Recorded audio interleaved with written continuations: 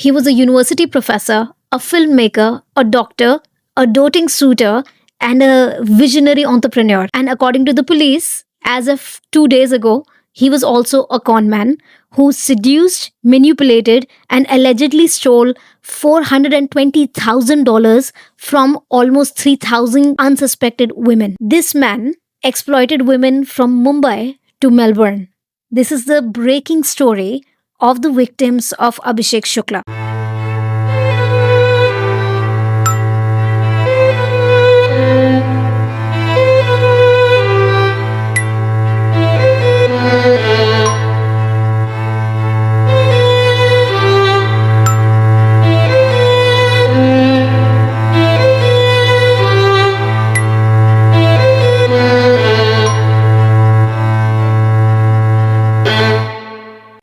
Hi, welcome to Collectively Vigilant. I'm Dr. D. And I'm Sam. So, Didi, today we pull back the glossy filters and dive deep into the darkness lurking behind computer and phone screens. Today we unravel the chilling real life story, which is just 2 days old as of today. And we go into the story behind the name and the two faces of Dr. Abhishek Shukla, a Darwin based, which is by the way in Australia, Australia based filmmaker who warned the world about the social media's dangers. All this while he allegedly was orchestrating one of the most calculated romance scams in recent Indian and Australian history. So let's start with whatever little we know about Abhishek Shukla. By day, Dr. Abhishek Shukla was a respected lecturer at Charles Darwin University in, in Australia, a man with a PhD in strategic management and an advocate for innovation in low budget filmmaking. His feature film is ironically called Social Media Murder Story, which was supposed to be a cautionary tale about digital deception. What no one expected, though, was that the man who was making this movie is making an autobiographical tale, right? So, Didi, I had the fortune slash misfortune of watching the trailer of this movie. It's available on YouTube. It's a 5 minute trailer. Okay, those 5 minutes I'll never get back in my life, unfortunately. I'm so sorry for that. Right. So, by the way, the movie came out about 5 years ago. It seems it was released a little bit before COVID started. Nonetheless, I'll actually tell you something quite interesting, which is what jumped out to me is, do you remember this movie called Kuch Kuch Hota Hai? I do.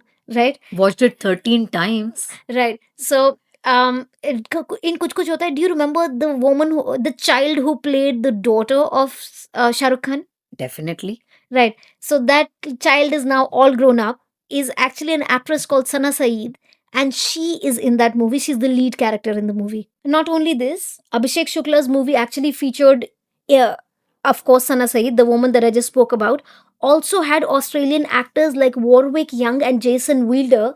And of course, I had to look up these names. And it seems like both of these actors were part of very big movies like X Men and Wolverine and among other movies. Okay, so these are all big names, and the movie was aimed to expose the dangers of falling for strangers online, which again is irony written large. But while audience were buying tickets, women were buying a dream, one they did not know would cost them so much.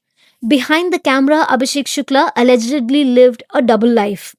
On matrimonial platforms like Shadi.com, he became Dr. Rohit Oberoi, a charming, self made, soft spoken man. He claimed to be a lonely orphan raised by his grandmother. Okay, let me stop you here. This is a con, right? So he's not an orphan. He's not an orphan. Oh my God. So he was deep into it. Right. And he was sort of constructing so many layers in his conning, right? So charm on one side, sympathy on the other. So Absolutely. perfect combination. Right. So, in fact, and of course, because I'm telling you that this was a con, so what's the truth? His parents are alive and well. He, in fact, maybe even has a grandmother we don't even know about, right? This is a man in his early 40s, so one can pretty much assume that he would have a grandmother, right? So, his father is, in fact, a lawyer he's going to desperately need now that he's been arrested. And is his father, he grew up in Allahabad. He is, in fact, Didi, married and has allegedly, according to one news source, a 12-year-old child, right? So how does this conning even begin? How do we get to know of it? Okay, of course, conning, I'm sure, began a long time ago, but this is how we get to know of it. So, a woman who, of course, is anonymous, a 40-year-old divorcee from Pune, originally from Delhi, was swept in Abhishek Shukla's web. For 2 years, he built trust with her. He spoke to her family. He spoke he spoke to her about how much he loved her and about future investments. So all this happened in person or virtual? Virtually, it all happened virtually, because he was, as I said, he was actually a professor at Charles Darwin University, and this is an online scam basically. But apparently he did meet her. It's not like he had never met her, right? So apparently he did meet her, and not only did he meet her, he apparently met many women. He then came to a real ask after sort of dating her online for 2 years. He knew that she had received an alimony worth 5 crore rupees, which is an excess of $500,000, right? And because of that, he convinced this unsuspecting victim of transferring 3.6 crore rupees, which comes to $400,000, into his bank accounts. And well, it was not that he needed that money. He was actually telling her how she should invest that money. And he said that he knows so many people, and he in particular came up with two particular identities, which we are not sure if those people are real or not. I mean, for all we know, this could be a whole group. I mean, over the span of 2 years, she must have trusted him enough to tell him all the details and, go by the word. Right. Wherever he says she would invest. Right. So he, of course, promised her sky high returns on a hotel and investment app. And of course, she would kind of believe him. He did have a PhD from Melbourne in marketing and finance. So you would trust a person like that, right? So it's not like she's a complete idiot who's trusting someone. Definitely. Right? Yeah, I mean, I think we all look for credentials in life, and she must have looked up his credentials, and he does seem convincing. And he has built trust over a period of time. So, I mean, right. And by the way, one of the newspapers went a little bit into details of this woman. The newspaper actually said that this unknown victim, or unnamed victim, was actually a very spiritually inclined human being. So she was actually trying to make an app which would help people and go into schools and help people sort of children with mindfulness. So that's the kind of victim that we're dealing with, a person who's, let's say, I'm not going to say gullible, I would say trusting. trusting. Right. So this story, however, was just the beginning. He was doing this to so many women. And once he got her money in around January of 2025, he, of course, conned her, and then he stopped speaking with her altogether. He reappeared in her life in May, and when he reappears, he tells this woman that he is actually going through um, a personal health issue. He had said this to another woman earlier as well, and he had conned that woman out of her money. And at that time, he claimed that he had cancer, and then he allegedly, that woman thought that this man had died. And of course, once someone dies, they're not going to resurface in your life, right? So that woman, with a broken heart and a broken bank account, was under the belief that the love of her life had died because of cancer. And at the same time, he's conning this victim that we are talking about today, the unknown victim. So he, by the way, this the victim that we are speaking of is the complainant. And I'm also talking to you about another woman who actually did not know that this man was conning her, and that's the family that I'm telling you about. So this is slightly getting confusing, right? 3.6 crore rupees, or $450,000, were taken from a woman who's the complainant in this case. Okay. Right. And at the same time, he was conning multiple women at the same time. So another woman had a date with him in June 2025, on the day that he gets arrested. Oh, so this one is a new lady love. Yes, Okay. yes. So a new love. This is not the divorced woman that we're talking Makes about. sense. The divorced victim that we're talking about is the complainant. Okay, so there are two different stories that I'm telling you. Unfortunately, because there are only 3 or 4 newspaper articles available, there are not too many details available to us as of now. However, this is a case rich for legal precedents and criminological analysis and psychological analysis. That's where we're dealing with it today. Anyway, let me tell you a little further. So, Abhishek Shukla reappears in the life of the other woman in May, and they set up a dinner date when he's supposed to come from Australia back to India. And however, he of course never shows up for that date, and that's because the day before that date, as of 2 days ago, he's been arrested. So the date was supposed to be last night, but he got arrested 2 days ago. Okay, and he was arrested at the Mumbai airport. Okay, so just so we are clear, he got arrested 2 days ago. That's June 24th. And when will this No, he got arrested 2 days ago, which was on June 28th of 2025. and when is this episode going to release? We don't know when the episode is going to come out because as you know, I do bulk work. So episodes till July something are already uploaded. So this is going to come out sometime in July. Okay. But so Uh, it's not going to be bossy news. It's good. It's not going to be breaking news, but it will not be bossy news either. Okay, it's going to be somewhere in the middle. Okay. Right. And for someone who doesn't understand Hindi, basi means rotten. Okay. So, or old. Anyway, so I was telling you that he allegedly had two associates. There was a woman called Yuan Handiani and another one called Vincent Kwan, who apparently live in Singapore. However, we are not sure that these people are real or not. However, the woman, the divorcee, did transfer 3.6 crore rupees into the account of these two people, and we don't know whether those people exist or not. Okay, because that's not been out in the news yet. Right. So the women from Malad to Delhi to Mumbai to Pune to Australia all became all sort of started stepping forward apparently, and they all share all their stories had eerie similarities where they were swept off their feet, they were promised a life of love, and then coerced into investing into an app or into a hotel, and all these women were hoping that this would double their money. The Pune Cyber Police then had, of course, they suspected something bad was happening. So they held a deep investigation into this case. And they say that Abhishek Shukla might not have acted alone. He may be part of a larger syndicate exploiting emotionally vulnerable women online, says Swapnil Shinde, who was the head of the investigation. This appears to be a network. According to him, it's not a one-man operation. So, here's the most disturbing twist, Didi, before we get into an analysis. This very man, who had warned the world about the dangers of social media through his film Social Media Murder Story, might have been the most dangerous character all along.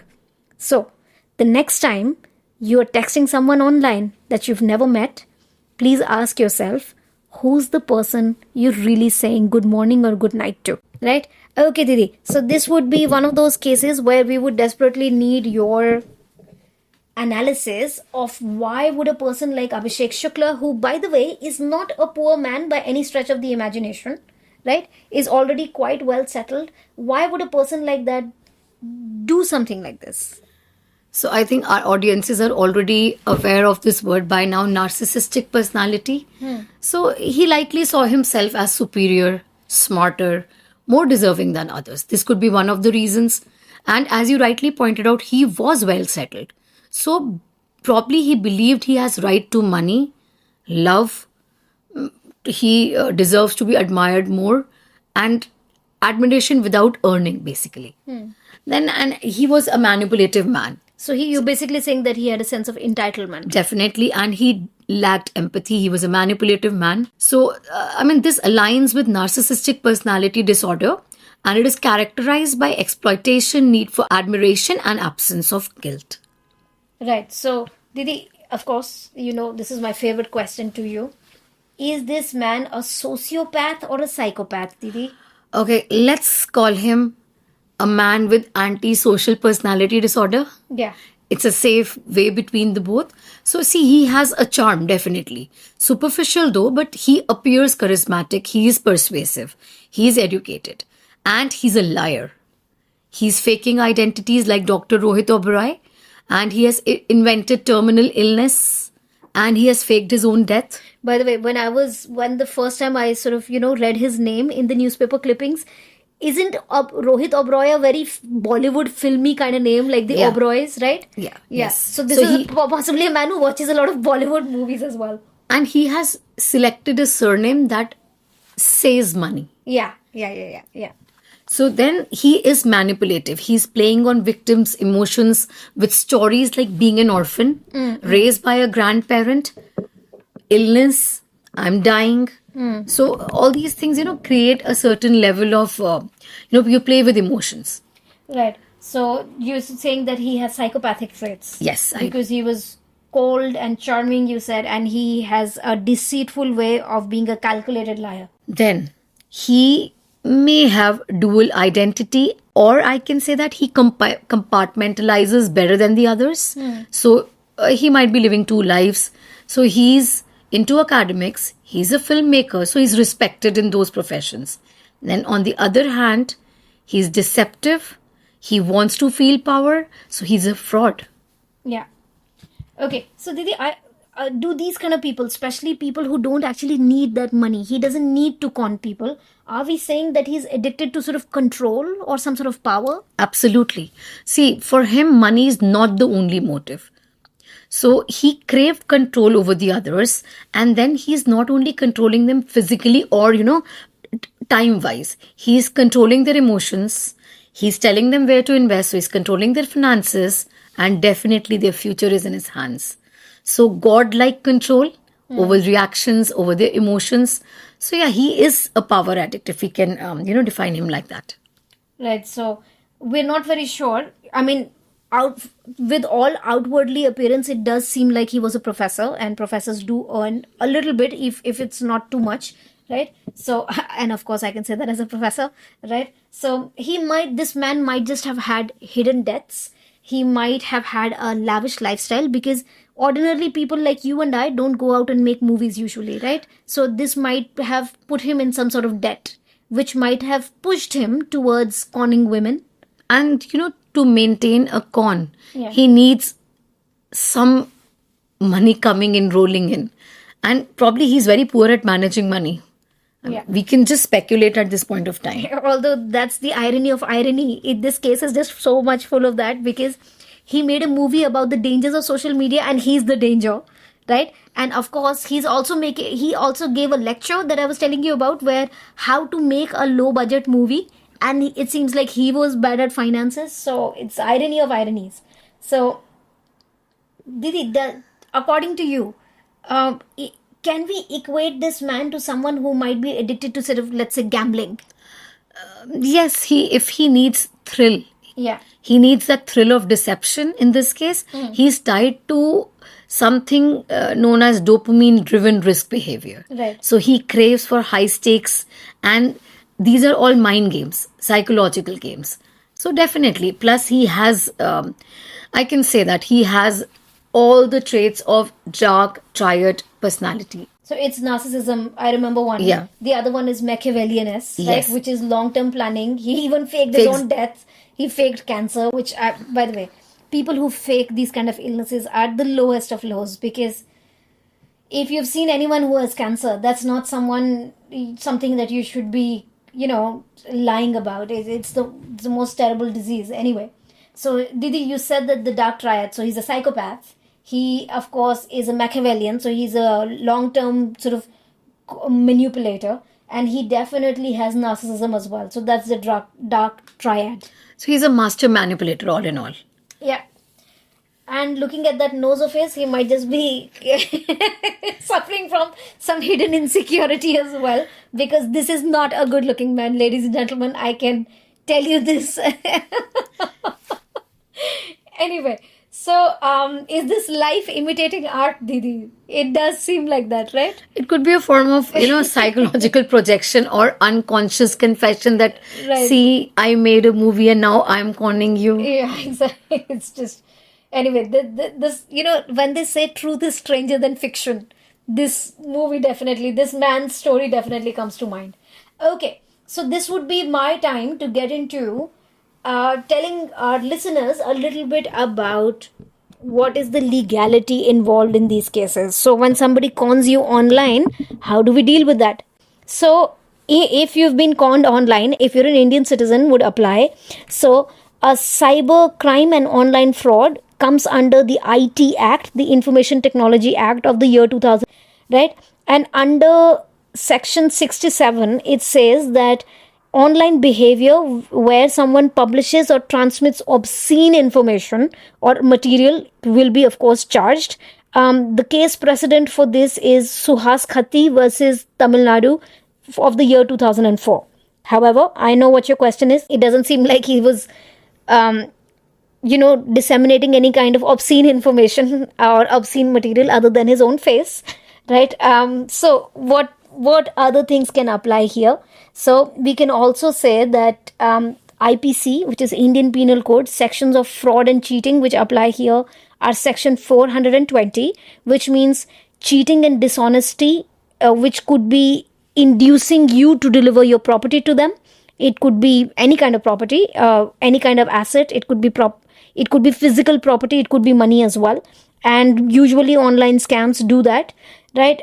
Section 415, which is cheating, covers deception through wrongful gains. And section 406, which is criminal breach of trust, right? So victims of online scams basically can get legal redressal under section 420, section 415 and 406 that I just explained to you. Okay, so that's the one which applies here, Didi.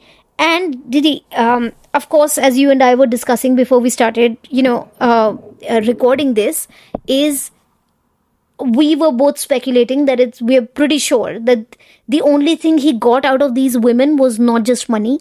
I'm sure he lured women into... So, let me just clarify this. So, is it that he promised marriage and there is sexual deception, and is there a law in our country? Yeah, by the way, India is one of the only countries in the world where there is a law where the law basically says that if someone induces you into a sexual relationship after claiming that they would marry you, okay, if somebody claims that they're going to marry you, of course, marriage is not happening immediately. And in the meanwhile, they tell you that I love you, I'm going to marry you, sleep with me, right? So you can actually take those people to the court and seek redressal under Indian Penal Code section 375, 376 and section 376D, which basically says this section defines rape in such cases as something which is obtained under false promises of marriage. Okay. However, so the lady in question, the nameless victim, yeah, she's 40 years old. So it still applies to her? The thing is, by the way, we don't know if he was sleeping with these women or not, because so far we only know that he was financially taking advantage of them. However, both of us are speculating that a person who will take advantage of your finances would probably also take advantage of you in other ways. But having said that, if you're under the age of, let's say, 18, or if you're about 20 years old, this law can still apply. But if you're a 40-year-old divorcee, and if you claim that somebody conned you into, and not that I'm saying the victim has done that, I'm just speculating that this law will not apply to her, because promise of marriage is supposed to be the way in which somebody would deceive you sexually.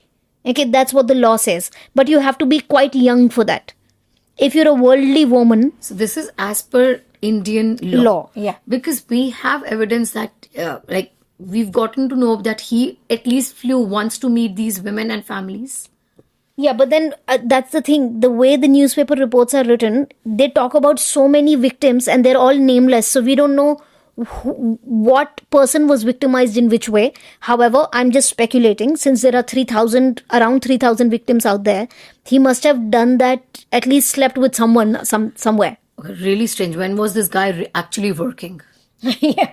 Yeah, and he was also making movies. By the way, this reminds me of one of the episodes that we did about Sahala Masood, right? So the woman who killed Sahala Masood, you remember that woman was also an architect? Architects, yes. Right, was also like into interior design, and was stalking a minister full time, and was also stalking Sahala Masood. So by the way, how are these people are amazing at time management. They are the best of the best, making best use of 24 hours. Right. Right. So if somebody has sexually deceived you by saying that they will marry you, you actually do. You can actually approach the Indian courts and seek relief. That's what we mean. But we are not very sure if this happened in this case or not. We're just saying in advance, in case it did, and is in case someone's listening to us who might need this kind of redressal, they can seek redressal under the Indian courts. So, just in case our conversation sort of took you to the other way, we were talking about different things at the same time. So, let me streamline it. So, if someone's been defaming you or harassing you online, then you have redressal under criminal law, not in civil law in Indian courts. You can, this is covered under the IT Act, Section 67, and Indian Penal Code, Section 509. And if someone's cheating you online, or you suspect that they've taken your money and have ill intentions, please contact the courts. Please hire a lawyer, because under Indian Penal Code Section 415 or 420, you compensation for that. Okay, so Didi, you were asking me 2 minutes ago, what are the practical steps that somebody can take if they're a victim. So again, I would say, number one, consult a lawyer. And I don't always say that just because I'm a lawyer. Okay. You can, of course, everything's available online these days. So I would highly recommend that you look into the laws of whichever jurisdiction you're in. Indian laws are actually available free online. Please look them up. You can also contact the cyber crime cell of your nearest police station. Everything's available online. You don't need to physically go there anymore. You can file what's called the PWDVA relief in under your local magistrate's court, and that can also work.